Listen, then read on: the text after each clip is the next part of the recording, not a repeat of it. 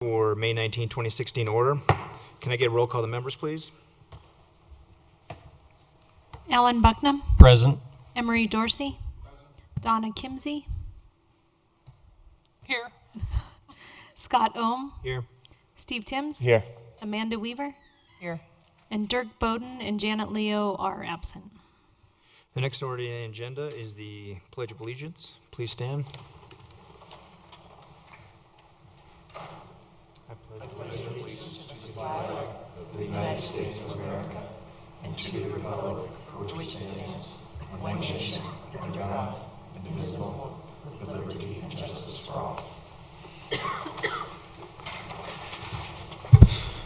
Is there a motion to approve the order of the agenda?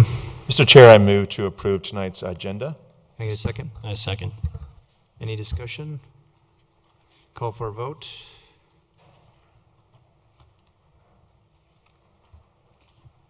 Motion carried 6-0. Is there a motion to approve the minutes of April 21st, 2016?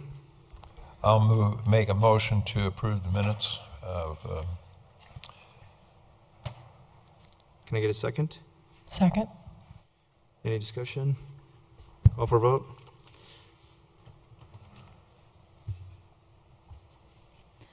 Motion carried 5-0 with one abstaining. Okay, the public forum. This is the time for any person to speak on any subject not appearing on the agenda. I don't see anybody out in the audience. And nobody has signed up. Okay, thank you. We will now open the public hearing. Case number PBG-15-01, an application filed Parfit Storage for approval of a planned building group to allow 6 proposed storage buildings in the existing office home to be used as an office home for the site manager for the property located at 5130 Parfit Street. This is a continuance from the April 21st, 26 meeting. And before the staff report, Commissioner Timms was not here. I have 3 questions for you. If you can answer yes to all the questions, that will help. Let's see. The questions will be as follows. Have you reviewed the minutes from the April 21st meeting and agenda packet? Yes, I have. Have you viewed the video from the April 21st meeting? Yes, I have. Do you feel you can make an informed decision? I do. Thank you. Thank you. Please continue, Meredith.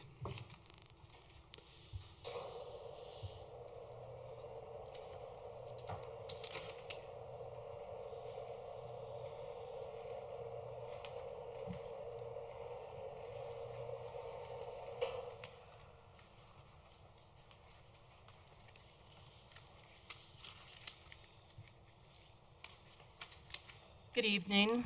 For the record, Meredith Reckert, City of Wheat Ridge Community Development Department. I'm here to present case number PBG-15-01. And again, this is a continuance from April 21st, 2016. Normally at this time, I would establish jurisdiction like we did at the April 21st meeting. Since this is a continuance, we did not have to republish, re-notify, or do anything like that. So Planning Commission has jurisdiction to hear this case.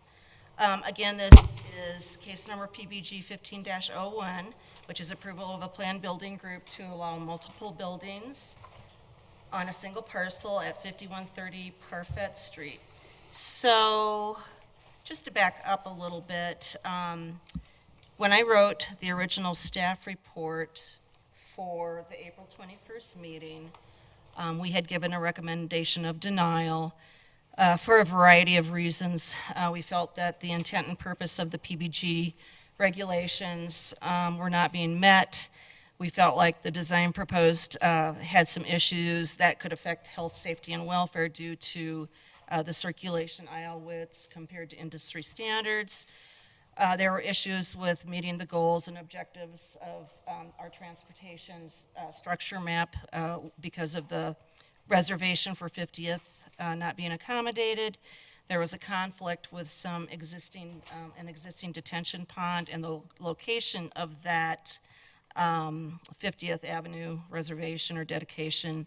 And then staff was unclear about compliance with the Architectural and Site Design Manual as far as facade articulation, facade details, and materials. Prior to the Planning Commission meeting, we met with the applicant, and I felt like we had made at least some pretty hopeful progress in resolving some of the issues. And I changed our recommendation from denial to a continuance with the hope that we could continue working to a solution that worked for all of us.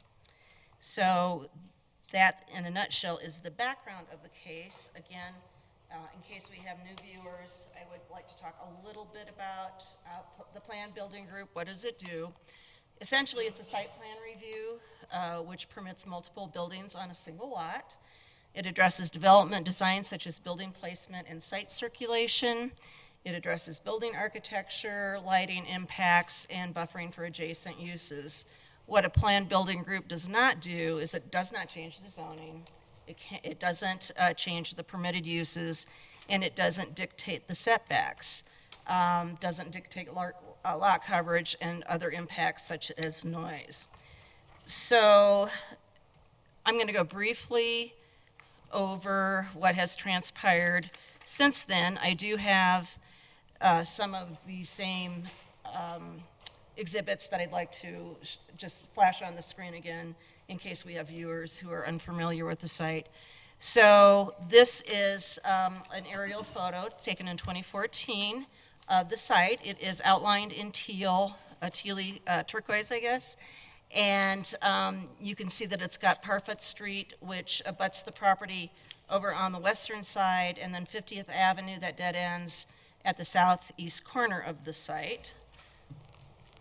It's an unusual shaped lot in that it's got pretty much two buildable areas, one on the north portion and then one on the south portion, with this small area here that connects those two. And again, this is another aerial photo. Again, it's outlined in turquoise, the property in question. The piece that we're primarily addressing tonight and last month would be this northern portion of the site. It currently has on it about an 1,100 square foot office building and detached garage. There's other improvements on the northern portion, which includes parking, landscaping, and a small screen outdoor storage area. Lot 2, which is the southern piece, is currently undeveloped. And like I say, there is a connection from Lot 1 and Lot 2 with a small strip of land. Lot 2 it has some interesting characteristics in that it's got considerable grade change from the north portion of it to the south portion, with some grades at about 13%. And both lots are under common ownership. The only thing that's existing on the southern portion of the lot is some detention facilities that were put in place by a prior property owner to address impacts with the former use.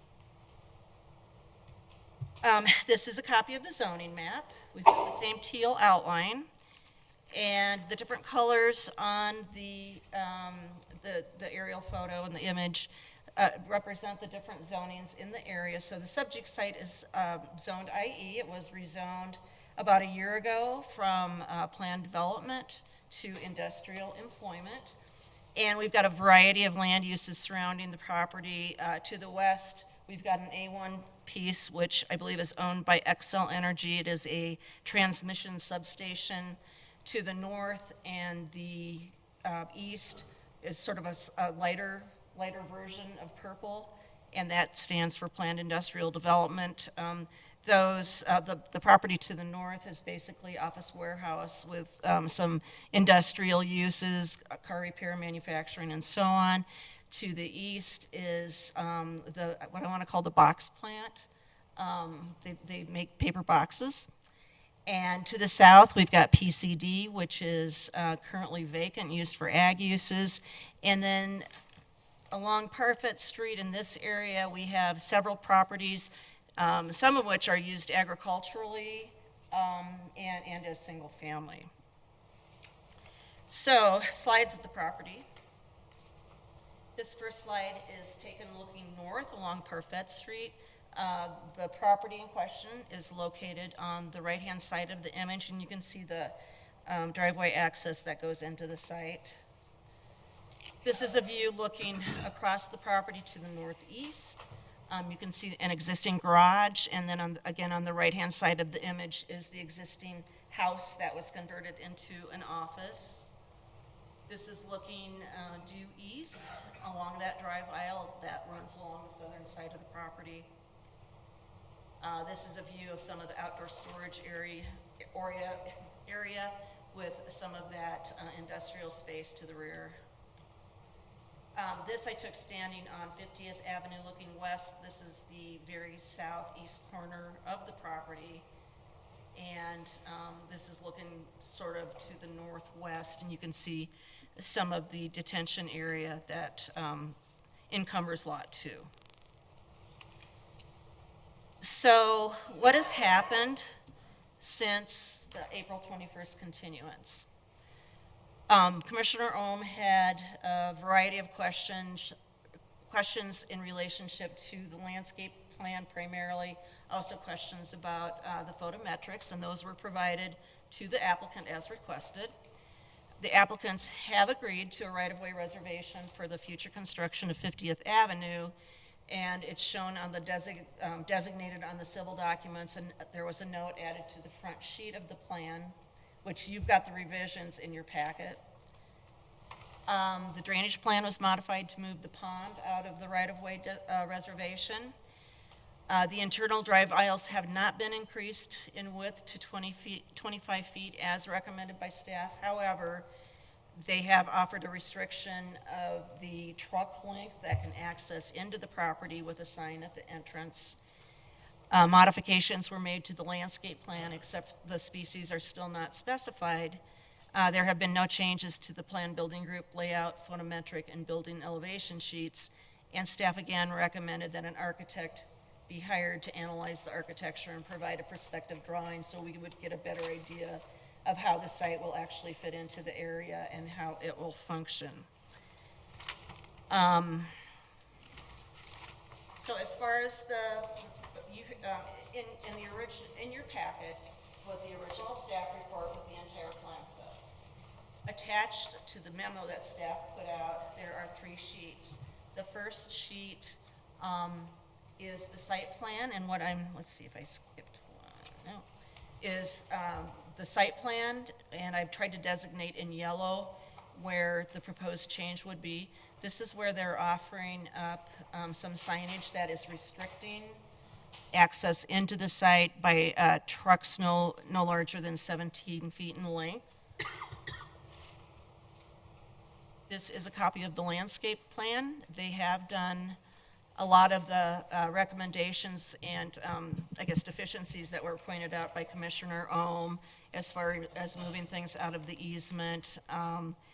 They have relocated some of the larger plant materials along this eastern side over to the western side of the aisle, which staff likes. It is providing some additional buffering for that adjacent property. No changes have occurred here, and so that's that.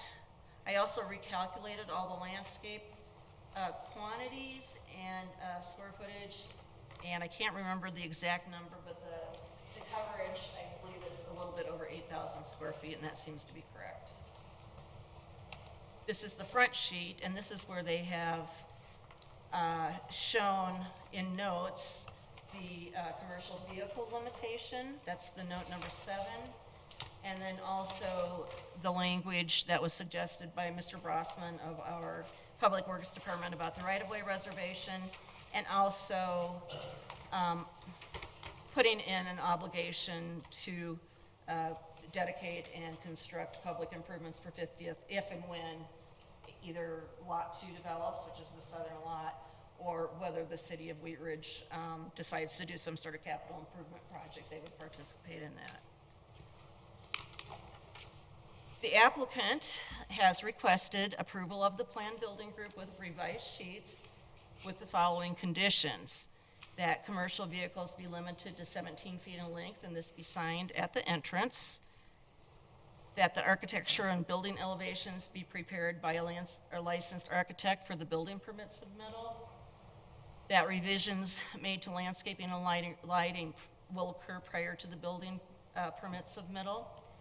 However, there are a lot of things that haven't been addressed that staff was still concerned about. First of all is the inability of staff to monitor the truck sizes into the site and what that impact might have on Parfait Street. You know, with the light rail station going in, we're concerned because of, you know, there's going to be increased traffic. And what we don't want to do are have vehicles trying to get into the site, can't get in, and then they're on Parfait trying to maneuver around. We're worried about the circulation and the interior aisle widths, which are substandard to industry standards. I'm going to go back in just a couple locations to show you. Again, this is a copy of the site plan. All of these along this facade of this building and the eastern facade of this building, they all have doors, garage doors, but there's no vehicular access, which then, you know, where does a truck park? Do they park here and then they wheel dollies down here? There's a lot of points of conflict right in this area. And again, we have concern about that. Let's see. I lost my place, sorry. The landscape plan does need to be tightened up with including the species designation. Like I say, I believe they've done all the other things that Mr. Ohm had asked for. The building architecture, we still have questions about the facade detail and the articulation, and also meeting the minimums for primary and secondary materials. And then finally is the unwillingness of the applicant to hire an architect to help resolve the former two issues. So with that, we are giving a recommendation of denial. The applicants are in the audience, and I would be happy to answer questions at this point. Thank you. Commissioner Buckman? Thanks for the comprehensive update on what's happened since our last meeting. I don't believe I have any questions yet. Thanks. Thank you. Commissioner Dorsey? In reading over the first, the case from April 21st, there was a point in there with reference to the retention pond on that lower property, and that was sort of a sticky wicket. Has that been addressed? Because that needed to be addressed before any approval up here was done. Right, and I think Dave could answer that. Dave Brossman is our development review engineer, and he's the one who is in the Public Works Department who looks at all the civil design documents, and he has worked closely with the applicant. Okay.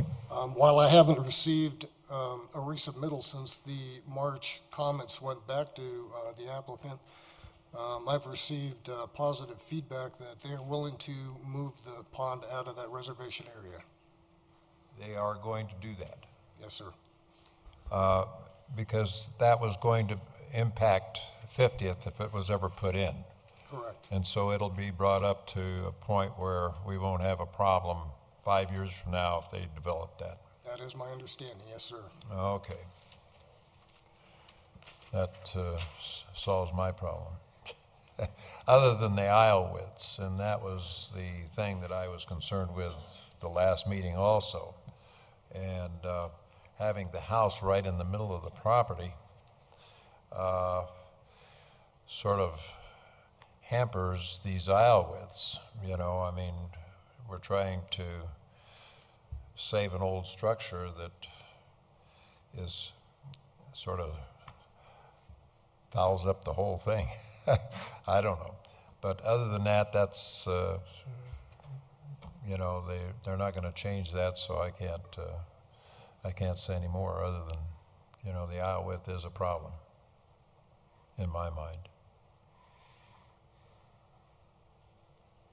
Anything else? That'll be it. Commissioner Kimsey? No questions. Commissioner Timms?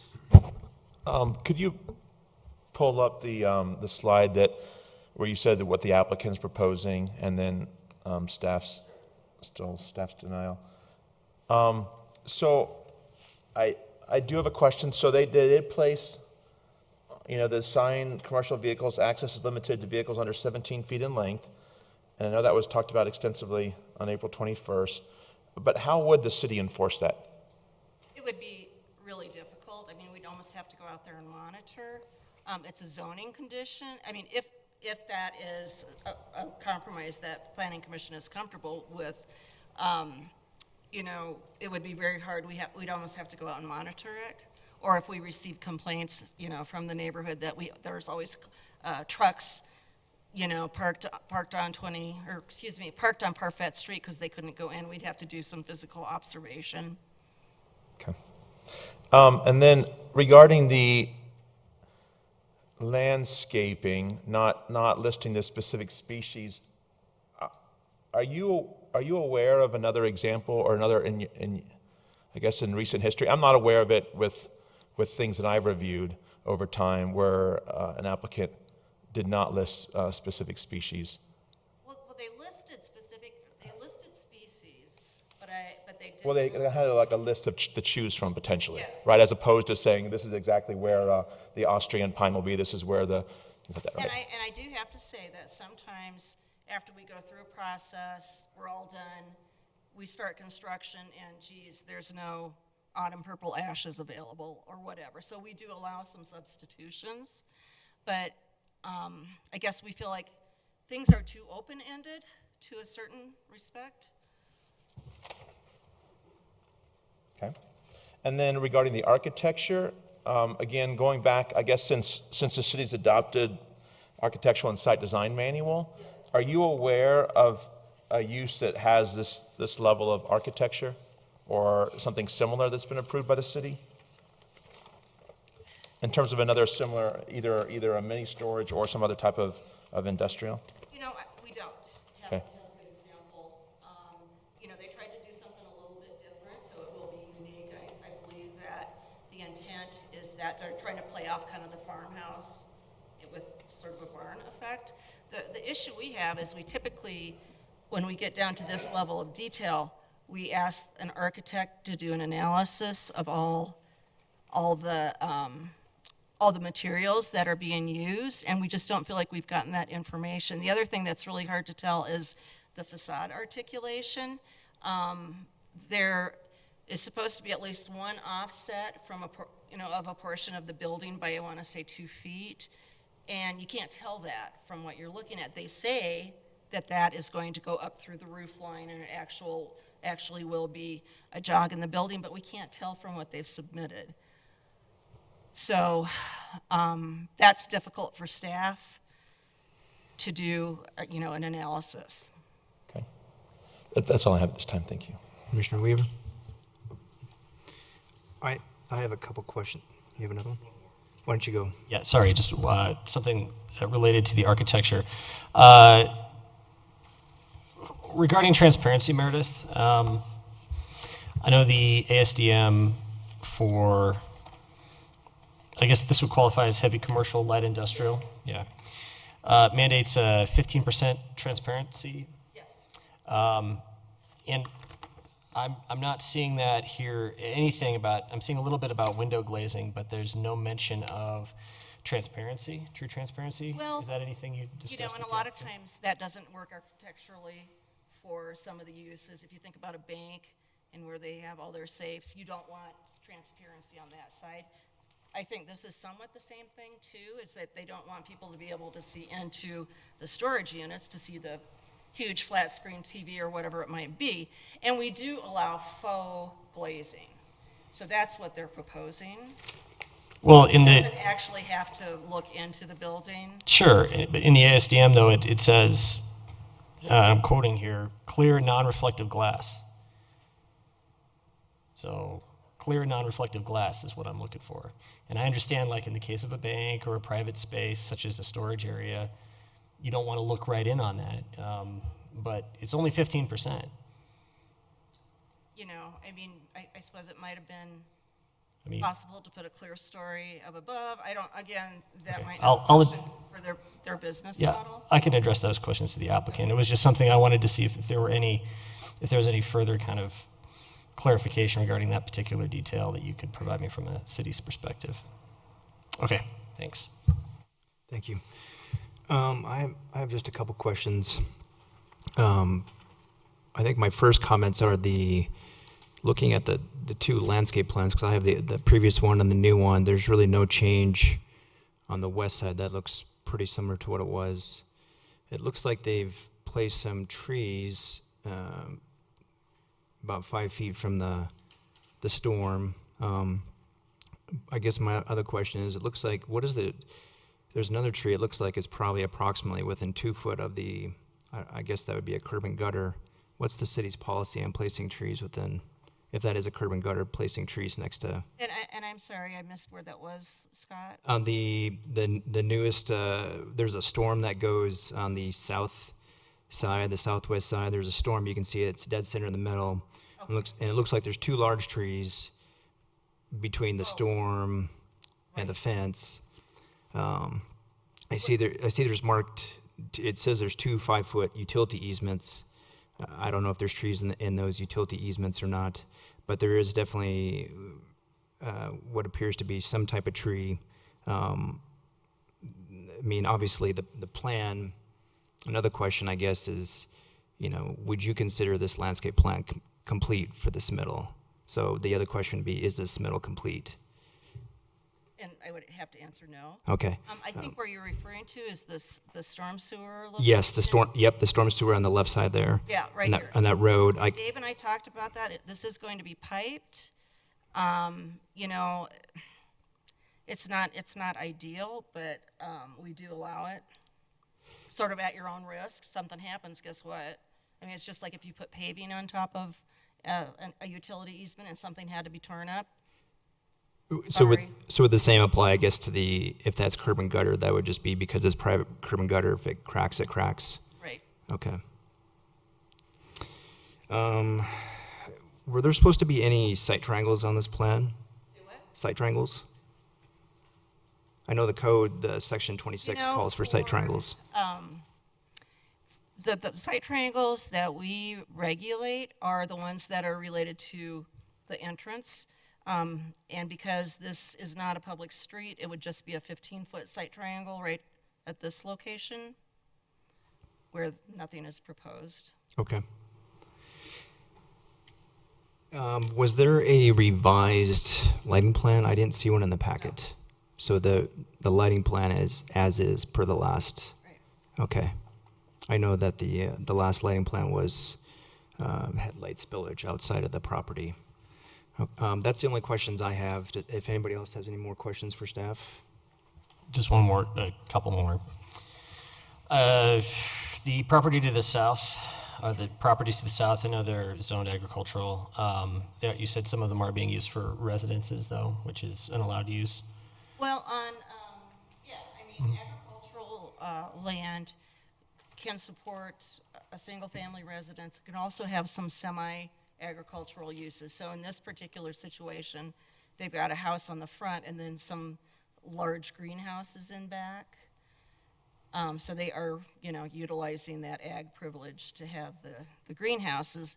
Typically, if we have a commercial parking lot next to a low-density zoning, there's a 6-foot strip of land required because this is ag.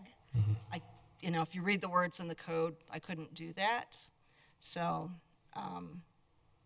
But it is, but that front, that westernmost structure is currently a residential use. Okay. And I do note that the applicant does have a note here to construct a 6-foot-high solid fence along the south property line, just in keeping with Commissioner Ohm's concerns regarding a site triangle. I don't see any notes in here regarding lowering that within the site triangle towards Parfait Street. Has there been any discussion between the we city and the client? would make them taper that down Okay. as they got to got towards the right-of-way for Parfait. Okay. All right, thank you. Are there any other questions? Yes. Sorry, you brought up some important things that I was thinking about. Will you tell me more about this 6-foot boundary? My concern is, since I live on an old agricultural property and all of the buildings around me are built up with concrete, all of that drainage, that surface drainage, goes down, obviously, to the lowest property. And this also has elevation change on top of it, because we know that there's a drainage issue on the lower part of the property. Is there a concern? I mean, I would be concerned about a bunch of runoff from parking and things like that going right on to that agricultural property. Has that been addressed or thought about, or am I missing something? There's actually curb and gutter along the south side of that property that'll Okay, so contain it's going to that. catch it. Yeah, it'll contain that flow. All right.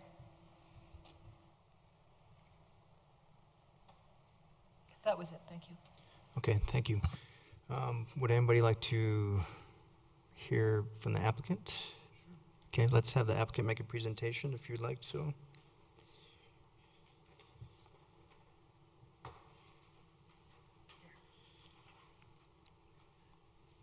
Please state your name and address for the record.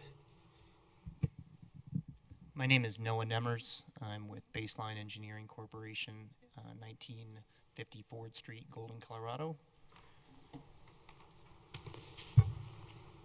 Try to pull up my presentation here.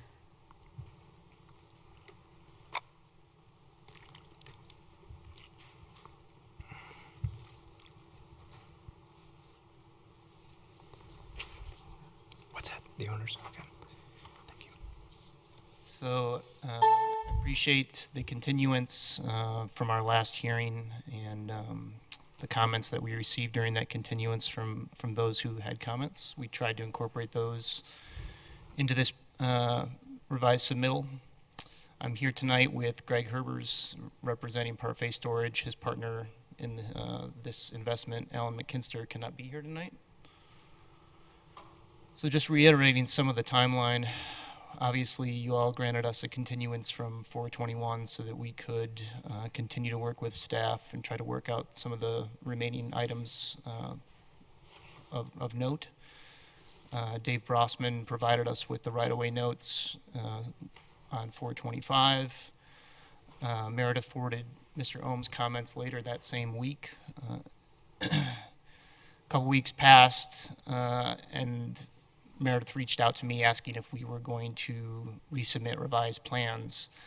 At that time, we'd still not heard the city's position on the drive aisles. We felt that we had presented our case in terms of being able to fit the largest commercial vehicle that a consumer could rent down these drive aisles, along with the fact that we had met the city's 22-foot minimum criteria that was requested, I believe, on our first revision comments. Also, no mention of exactly what revisions we would have an architect make to our architecture. With the fact that she was putting her plan and a staff report together, we submitted what we did have at that point, which was the revisions to the landscape plan, the notes that Mr. Brossman asked us to add, and the note noting that we would restrict commercial vehicles to a certain length in order to help appease staff's concerns that still remained on the drive aisles. I was pleased when Meredith called me that same day, noting that she would recommend approval with the conditions that we had suggested. I was not, however, as happy when she called me the day following, saying that after further review, staff had changed that to a recommendation of denial. At this point on the architecture, I was here a month ago and I went over the ASDM requirements from an objective standpoint. I felt, and the applicant feels, that we've met all the criteria in terms of the ASDM standards. We've made numerous requests for clarification. The applicant is willing to hire an architect, but it seems like a fruitless effort to bring out an architect, not knowing what direction to have that architect go with what we've prepared to date. So again, we think that it would be ineffective to have hired an architect, and we haven't received any further clarification as to what we would change on what we've shown to date. This is again what we presented at our last hearing. The top section here is looking at the storage units from the inside of the facility. This is the elevation along Parfit facing the substation. These are the end treatments on either end of the building. Again, we're trying to present a kind of a barn architectural style that is in context with the existing farmhouse that is to remain on site. This is I guess the example of what I think best fits what we're trying to do here in terms of the board and batten, the barn door style, and then the earth tone colors, the browns on the architecture. From an objective standpoint, this is the criteria that we're looking at for point 2, point B in terms of materials, in terms of the percentages of hard coat stucco. Again, the stucco, I think there was an earlier concern that the stucco would be at ground level and that there'd be some deterioration over time. We're obviously keeping that above the finish foundation level, and there's going to be some at least 6 inches between that stucco and the adjacent ground or any irrigation. Secondary materials include a combination of the corrugated roofing material, metal panels, wood accent trims, glass, board and batten, and stucco. I know there was some concern about the glazing. That was really something that we worked out with Meredith. We had conversations with her about how we meet that requirement, and I don't believe that was an issue at the time. Again, all materials are what's noted in the ASDM, what's allowed in the ASDM, and from an objective standpoint, that's we feel we're meeting that criteria. I know there was some note about the architect preparing a perspective drawing. This is a perspective drawing that we had prepared for the last presentation to just kind of give you an idea of what this might look like from a looking sort of from above at the landscaping along Parfet and the storage unit. Again, this is in the context of the surrounding developments. You've got an Excel substation that primarily will be the neighbor across the street for a long time to come. On the drive aisles, this site plan was originally prepared by Mako. They're an industry leader in storage units. They've been doing it for 20 years. These gentlemen reached out to them when they first started the project to develop a site plan for this project. And at that time, that original site plan recommended 20-foot drive aisles where you didn't need fire access, and that's kind of the starting point that we had when we started this project. Since then, based on the first referral comments, we've widened those drive aisles from 20 feet to 22 feet to comply with city standards, and that was in a direct response to a comment asking to widen them to 22 feet. We had considered pursuing a waiver, and it seemed like that was going to be frowned upon and be unsuccessful in that, so we decided to bring it up to 22 feet to meet the minimum requirement. It's also important to note that 22 feet, when you think of 22 feet, that's actually a minimum requirement on an arterial street. Federal Highway Authority would allow 22 feet on a two-way roadway for an arterial. So I don't believe that width is really something that should be of concern here. The fire lane on the south and east side, we're showing 24 feet to the property line, but in actuality, it's closer to 26 feet. Some of that curb and gutter is actually on the adjacent neighbor's property, and they're working on an easement for that curb and gutter to remain. So you have quite a bit wider than 24 feet fire lane because we're keeping that curb and gutter in that existing location, and there's roughly 2 feet on the adjacent property.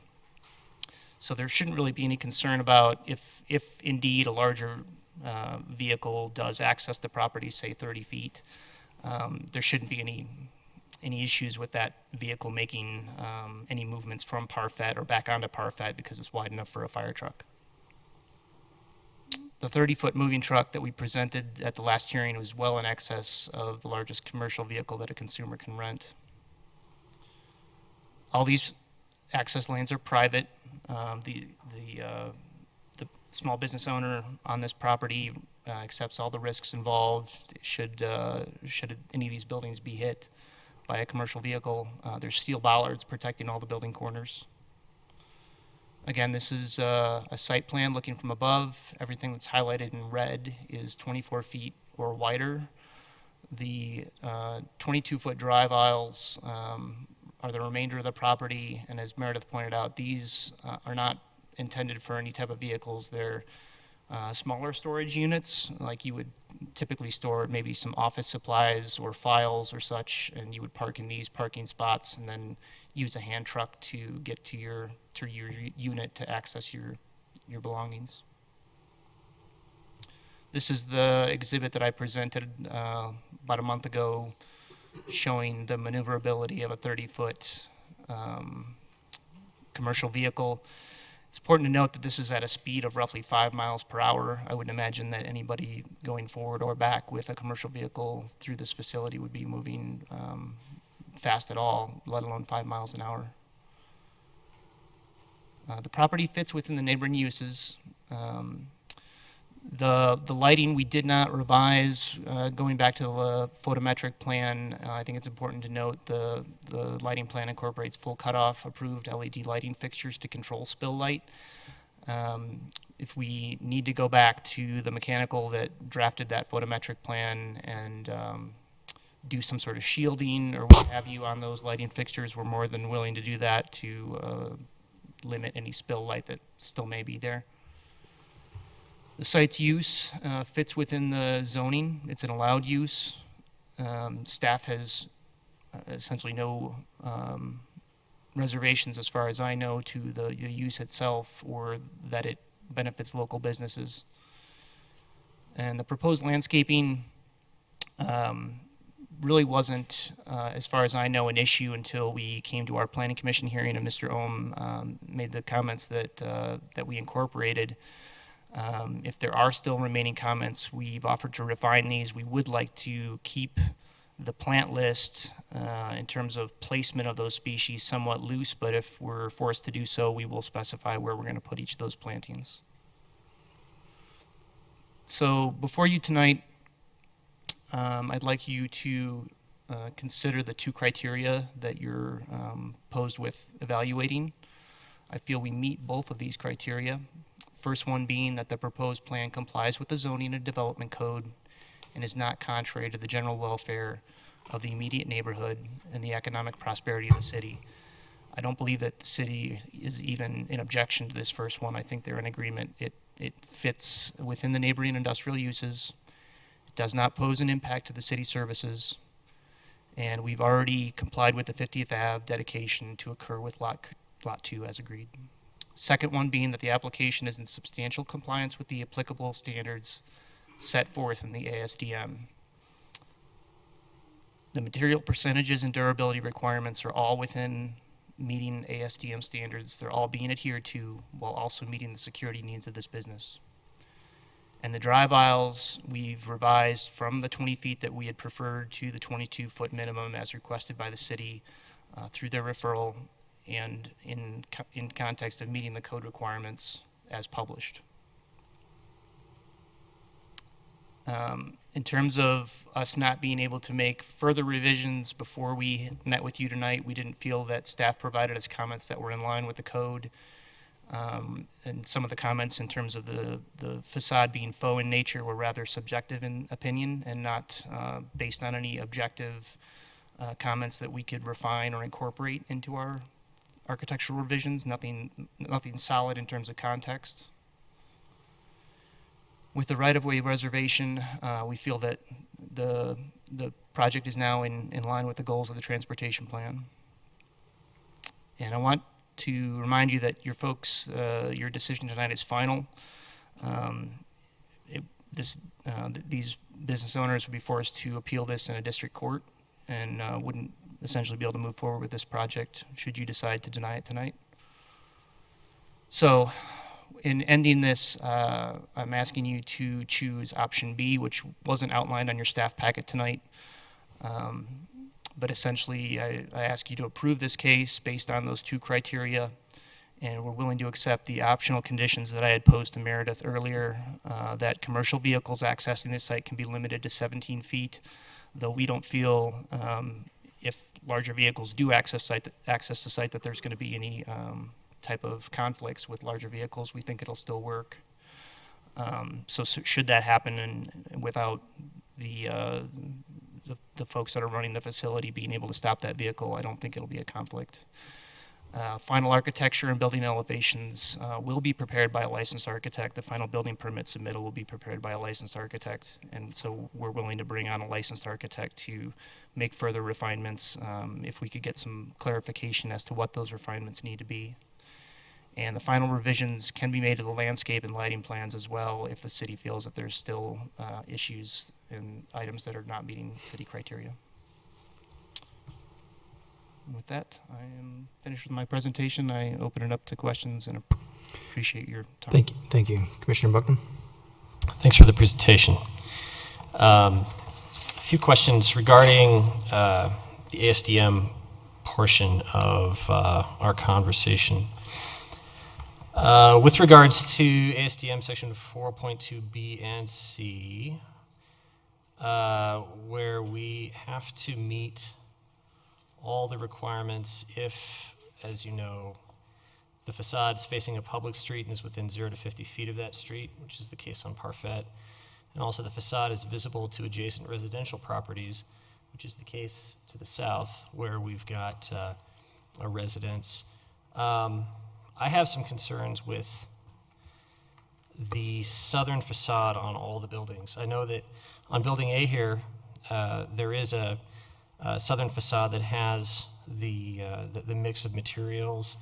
And, I would say fair compliance with the ASDM. Certainly the material breakdown in terms of stucco to some of the others, I think, is within compliance. The windows is another issue.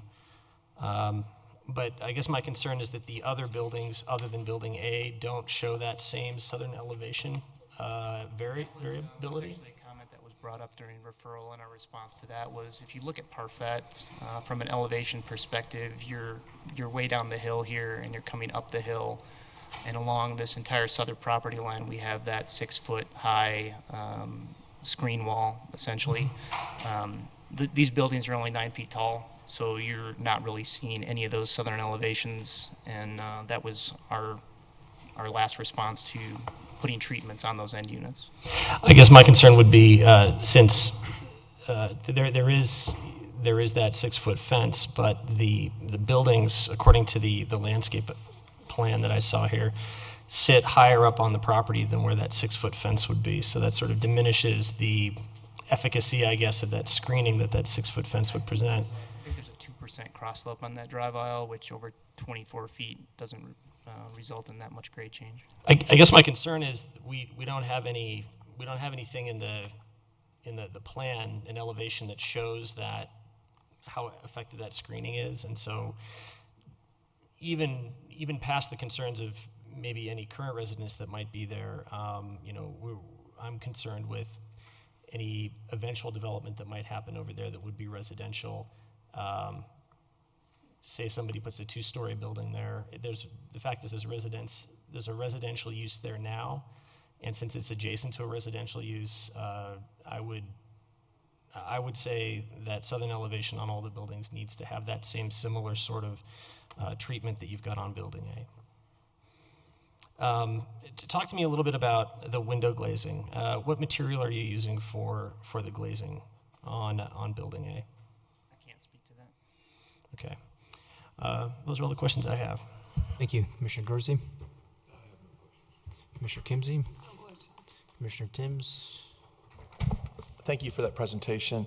So on this note again about commercial vehicle access limited to vehicles under 17 feet in length, what would the applicant, owner, operator do to enforce that? I mean, if someone comes in with a U-Haul or a Ryder or a Hertz truck and it's 19 feet or 20 feet, are you turning them away? Are you going to make them park and unload on Parfait Street? Yeah, I think I can help you with that a little bit. So the exhibit I prepared, this kind of shows you the difference in typical commercial vehicles and it's pretty obvious to note. So anything that has like what you would consider like maybe a half-ton van frame would be in that 17-foot variety. Anything that is of a larger commercial variety is what you're seeing down in here. So if somebody drives in with like a Ford or Chevy van with like a large, a large storage area behind the vehicle, that is what we would expect. We would not expect to see the larger commercial vehicle where it's a diesel or something of that nature, and it would be very obvious to anybody running the facility that that's of the variety that's larger than what we've noted on the sign plan. What if someone, and this doesn't apply, I realize, but let's say someone has like a Suburban, right? So Suburban's a huge vehicle, and they have one of those little U-Haul tows behind it.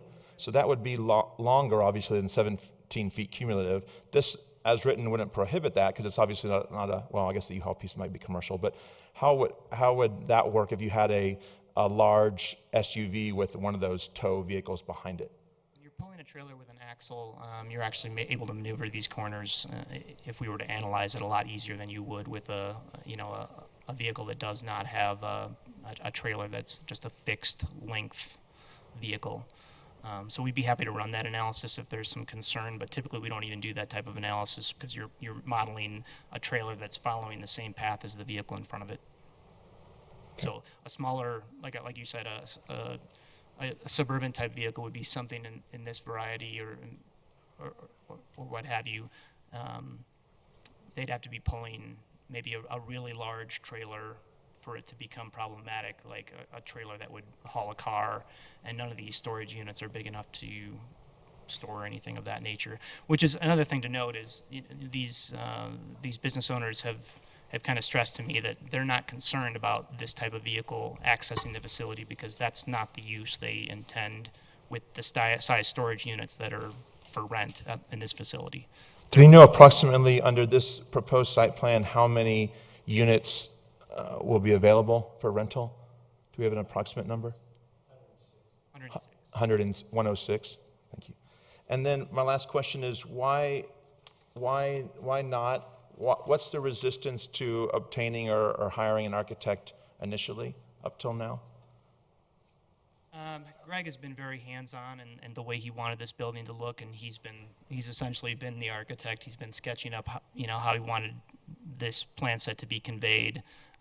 Our drafters have tried to realize that vision, and to keep that in mind too, that if there's something that we've drafted that architecturally isn't up to snuff, then I take full responsibility for that. But he is willing to hire an architect. There is no, at this point, he's going to hire an architect, like I said, to put the building permit together. So an architect will be on board. Okay. It's just at this point, we're trying to be illustrative and trying to reflect how we're going to meet ASTM requirements with the finishes that the architect will eventually incorporate into his plans. Okay, thank you. Commissioner Weir? I have a couple questions. At the first presentation, you had, to my recollection, made a statement that all the landscaping met the city requirements, to which I pointed out that it did not, and I provided some specific comments of what it was missing. And I have in front of me the April 21st plan and the plan that is now, and just off the top of my head, I can see that I made a specific comment about the caliper sizes of the trees, and they were incorrect, and those weren't changed. And I asked, what is the specific native grass seed, and that wasn't added. And specifically, the trees were supposed to be labeled, and that wasn't done. Is there a licensed landscape architect preparing these plans? No, and nor is there one required with the code. Per the Colorado Revised Statute 1245-117, it states the landscape architect stamp, and this is when you do the construction documents, that the record set shall be prominently identified. And I know this is not the construction set, but anyway, this is a commercial property, and so eventually it will have to be stamped and signed by a landscape architect, and that's why I ask. I saw a statement on here that it says The applicants are still asking that the plant list be left loose regarding species so that the landscaping installed can take advantage of materials available at the time of construction. The construction documents will have to be stamped by a licensed landscape architect. So could you explain that statement? About the loose? Were you not? Plant Yeah. materials, as Meredith indicated, what we're trying to do is to provide a kind of a pre-approved selection list for what would be installed on this site. And when the final construction drawings and irrigation plans finally do get put together by a licensed architect, then they can, at that time, select which plant species they feel best appropriately fits which area of the plan. So we are trying to keep it loose in case maybe there's a tree that catches some sort of disease, and we have to change the landscape plan in that regard. On your other comments, so on the seeding, you don't get to see the seeding, unfortunately, because it's part of the construction documents, and the seeding is a native seed material that I believe is some sort of Jefferson County foothills seed mix that's on the erosion control plans, and that was in my response to Meredith on your specific comment. The other one, I think we had a note at the bottom of the plant list to note the minimum caliper size to meet 2.5 inches per the city code requirement. I'm just looking at the size, under the size column, and The height, is that what you're looking at? 'Cause I think the caliper size has been revised. no.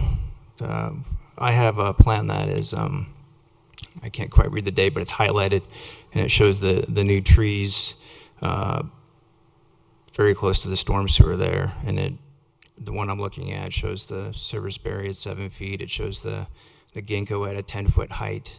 That was the same thing I specifically pointed out, but that's the only that, and the fact that per the section 26, 502(4)B, B4.B, it says that the locations, type, size, and quantities of proposed plant and other materials, common and botanical names shall be identified adjacent to all plant material or by use of a key and legend. There's nothing, I can't see any key or legend next to any of these plants, so I have no idea what these plants are, and I had some concerns over that some of these, maybe some of these trees, looking at your scale, are perhaps incorrectly drawn. Yeah, I think we increased the scale on some of those. At least, I can see some on the storm, but those are the only comments I have. Thank you. And I want to say I do appreciate your comments. Prior to our planning commission meeting, I believe that we had addressed all the city staff's related comments to the landscape architecture, so your comments were above and beyond and appreciated. Does anybody else have any more comments for the applicant? I have a question for staff. What is the structure plan call out the properties to the south as? Those agricultural residential, are they industrial, or are they agricultural, I couldn't tell on this. Before I leave the podium, may I add one more thing? In your staff packets tonight, you have an option to approve this case, but you don't have any text. And should you choose to approve this case, I've kind of outlined what I ended my staff report with, and I'd like to hand that out to you folks, if I may.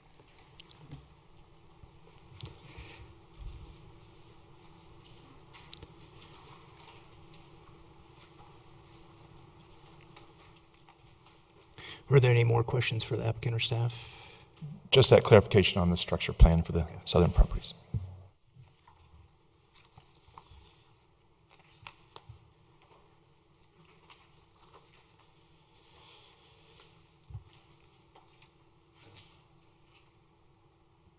While you're looking through there, Meredith, I believe, Steve, when I asked that question of Meredith, she indicated that the building to the west was a residence, and the buildings to the east on that southern property were agricultural in nature, but somebody's using that property.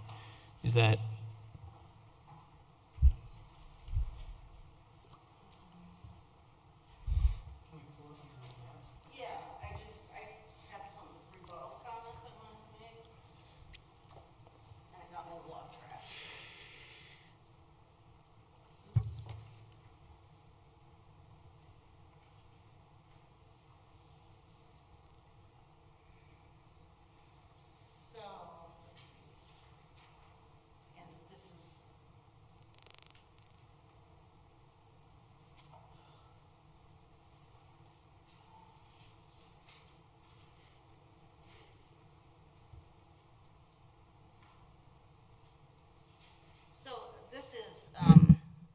the transportation structure plan that was in the original report, where we're showing 50th Avenue. I think we all get that. As far as, and I have to go into my other presentation for that. Let's see. As far as the proposed uses allowed, I went through basically and talked a little bit about the planned industrial, which is pretty much light industrial, light manufacturing types of processes. This is a vacant piece of property zone planned commercial development. And then over here is the substation zoned A1 and C1 on the MedVed complex. I think we're showing all of this as industrial employment for future. Very good, thank you. And then as far as some of the comments that were made, I went out on a limb for these guys twice. I recommended a continuance because I felt that they were working with us, but it stopped after we got the continuance from Planning Commission. I wrote a report. We had a lot of conversation right before I wrote a report. The first thing when I talked to Noah, and they keep saying that I'm not giving them enough direction, I'm not designing their buildings, okay? They need professional design help. And it's been really hard. We've suggested at least 5 times they get an architect on board so that we can understand. We've never seen pictures like he showed tonight. I mean, I thought that looked kind of cool. And never seen those. And it's not my job to say, oh, if you tweak this or do this, then you'll meet. The other thing is that we showed the turning templates to our traffic engineer, and he suggested that all the aisle widths be widened to at least 24 feet because of, you saw, you're going to be clipping sides of buildings. The other thing, too, is we don't have a standard for this particular use for drive aisles. The minimum circulation in a parking lot is 22. They originally showed 20. We told them it had to at least be 22, and then when I sat down to start to do the research, most other of the industry standards I found were 25 feet for aisles and 30 feet, where buildings are, so that you don't have those conflicts. And like I say, they've indicated to me several times that the applicant doesn't want to spend more money, and that's why there's not an architect on board. I get it. It's expensive. Consultants cost money. But we also want to make sure we get a good product, and I guess that's all I have to say. Thank you. At this time, I would like to open up the citizens forum. There are no citizens that are signed up to speak, so I will close the citizens forum. Are there any other comments or questions for the applicant or staff, or would the applicant like to make any more comments or staff?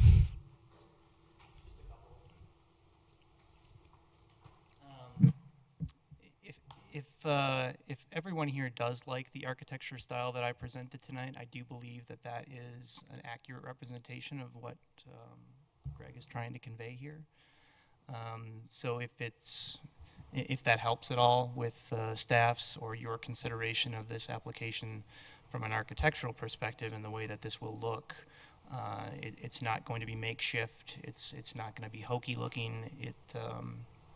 I believe it'll be a nice looking development, especially in the context of an industrial neighborhood that it's in. So, thank you. Thank you. Any other questions? Okay, I would entertain a motion. Oh, yes, we can discuss if you want to discuss before or after the motion. But we've closed the public hearing, yes. Okay. I would like some healthy discussion with you all about this. I'm not against this, but I don't feel like we have enough of what it looks like. since I own a farm and I've built lots of buildings that look like this, there's a wide difference between what can look good and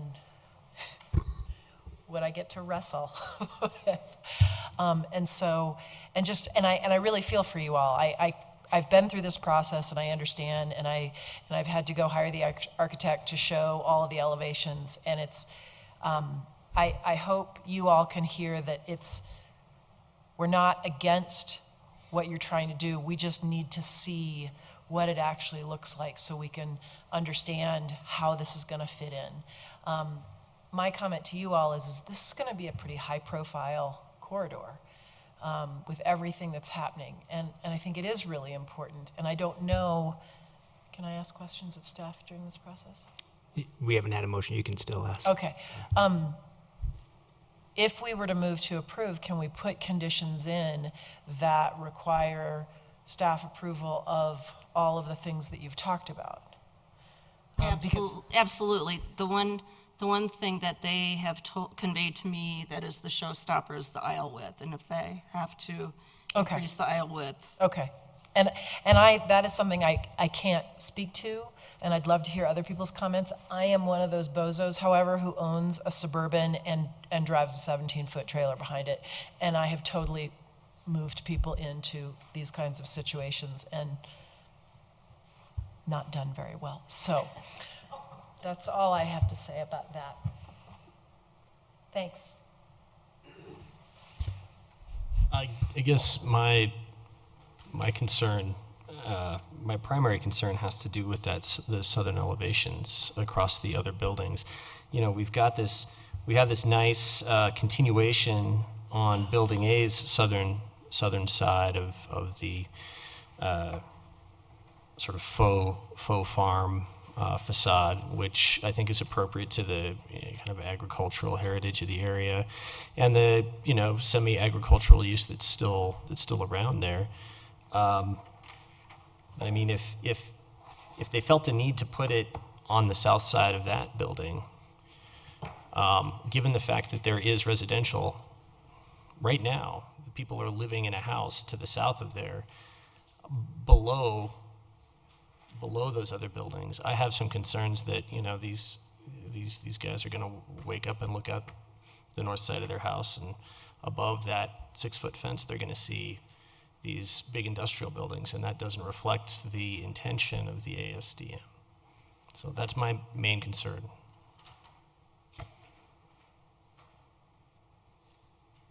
The glazing is something I'd like to actually, with Meredith, the glazing issue and the fake glazing and so forth, that's something at some point when we decide to revisit the ASDM and maybe make some modifications, I'd like some clarification on that.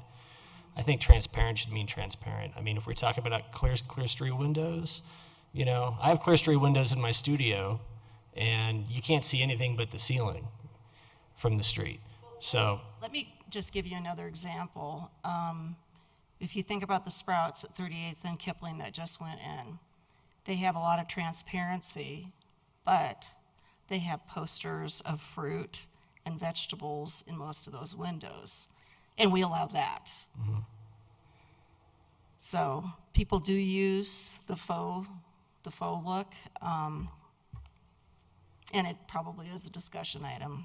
So. yeah, I just want some clarification. If we're talking, the ASDM says it's got to be a real window, it's got to be clear, it can't be reflective. Basically, the intent seems to be we don't want it to be something that you can't see, that you can't not see through. And I understand that, for example, the Sprouts has that screened signage on one side or the other, which renders it more opaque. But that's probably a conversation for another time. But this case definitely brings that issue up again for me. Just one more staff comment about that is you're in Sprouts shopping, and I think having that natural light come in is important to the whole scale and feel. People are not going to be in these, so. Well, but the intent here is also what the view is from the street. Sure. And if the view from the street is if the intent for that rule in the ASDM is we want it to look like it's a occupied building where people live, where people go in and out and they spend their time, even if it's not, which is the whole purpose of the west elevation of Building A. I mean, it's just a conversation to have for future stuff, because it is something that I know we'll keep running into.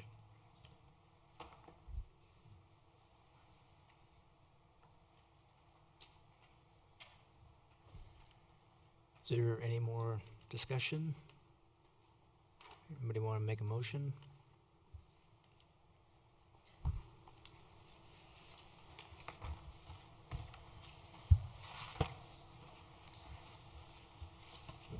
I'll make a motion.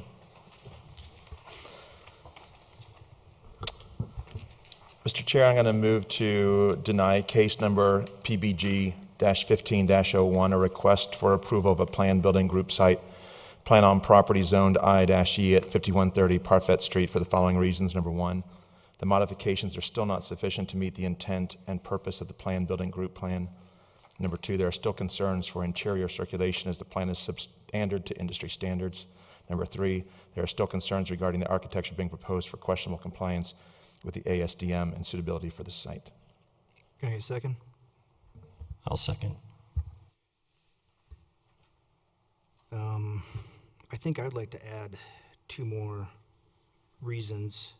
One, the plan does not comply with section 26-502 B4.b. The locations, type, size, and quantities, proposed plant and other materials, common botanical names shall be identified adjacent to all plant material or by use of a key and legend. And number five, there is light spillage that is onto adjacent property. I'm fine with that modification. Yep, I'm fine with that. Second that. Any discussion? Call for vote. Yes is denial, no is. This is Just for recommending- clarification, a yes would be for denial, a no would be for not denial or All right, thank you.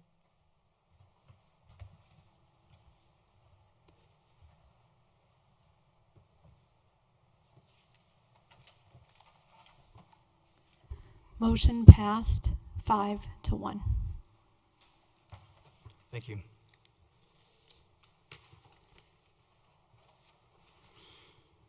Okay, are there any other items?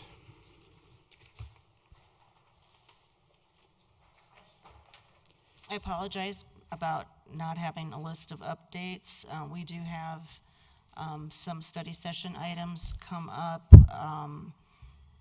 And, you know, just to back up a little bit, we're starting the environmental assessment process for the Wadsworth Corridor improvements.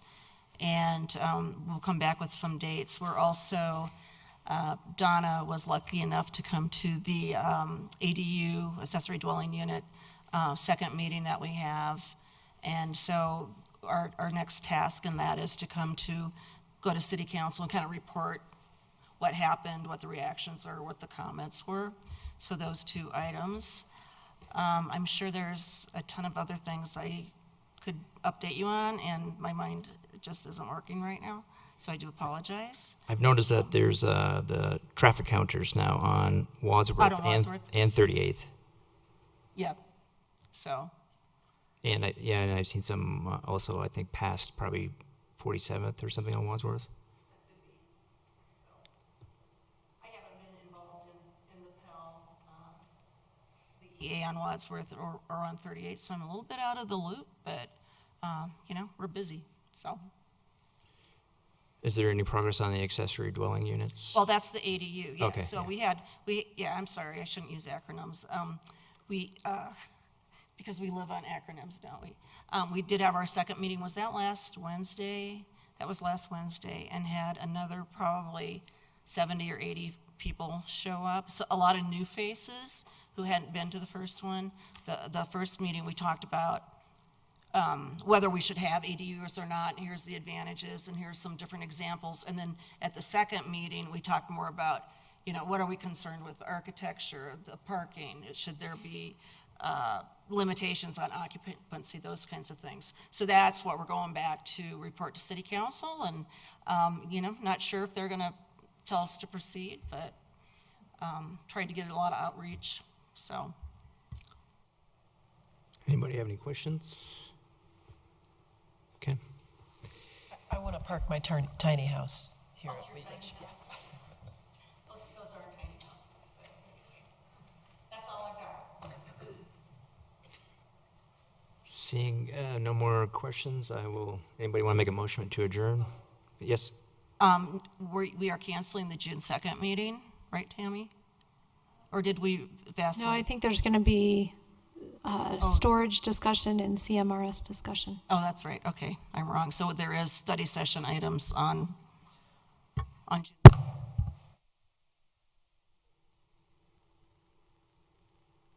I move to adjourn. second? Second. Call for a vote.